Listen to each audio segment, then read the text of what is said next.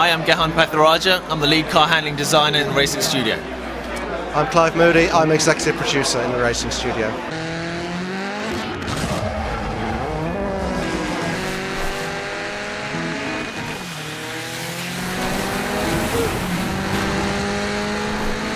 What was important to us really was firstly listening to what our fans were saying, what our fans want, but also as well trying to get some innovation into our game. It's something that we always strive for.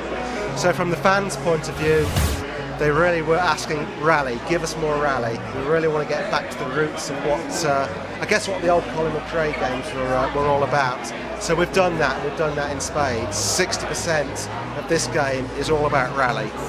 But coupled with that was the innovation, the kind of cool stuff that we like to do and the kind of stuff that we think gamers are going to enjoy that they've never experienced before.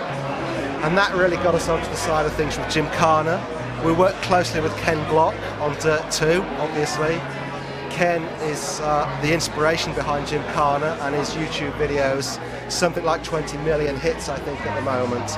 So we worked closely with him in developing how we could get that into our game. That would be something fun and genuinely something new that gamers haven't experienced before. And I think we've achieved that. We're always on the pursuit of making the game as realistic as possible, and that's exactly why we work with racing drivers such as Chris Meek and Ken Block, and companies such as Bowler, who make the Bowler Nemesis, in order to make sure the suspension and everything else is just right. The weight that you feel the car's there is all about the weight transfer and the suspension, and that all comes from working with that collective that I've spoken about. What we're not trying to do is make it so you just hold your finger on the throttle and you get from A to B. The assists are not about that. It's all about easing people in. We want people to learn how they should be braking the car, how they should be approaching corners. Ultimately then they can start switching those off and get the more pure experience. So they're as much for learning as they are about just holding the player's hand and making the game just ultra easy.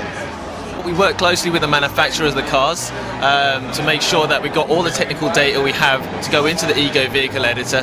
Then we work closely with racing drivers such as Chris Meek and Ken Block, because obviously they're able to push those sort of cars to the limit much more effectively than I can. So it's important that we get the feedback off them as much as possible. So it's all about getting those parameters, working with the racing drivers accurately, and updating the physics with their sort of feedback as well.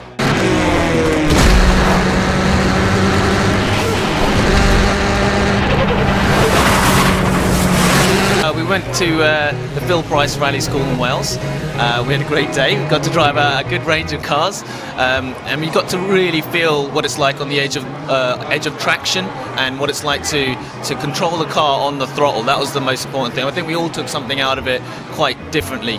And one of the technical developments from that was working with Phil Price on improving the differential systems for our games. So you'll find that the car is more controllable on the throttle.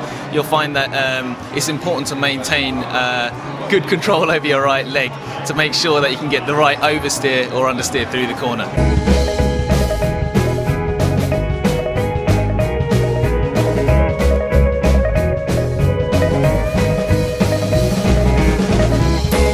DiRT 1 I think was really all about just finding our feet again within the market and trying to bring more variety into the franchise, and that was really successful. It worked very well and that went down great with our fans. DiRT 2 was more about trying to get this sort of theme and this style associated with the game, so it had this idea of the festival atmosphere, going around the world in this trailer, entering events. DiRT 3's, I guess, is actually taking the best of both of those two games, but then really adding on to it. There's a much more professional feel to the way the game's going to be presented.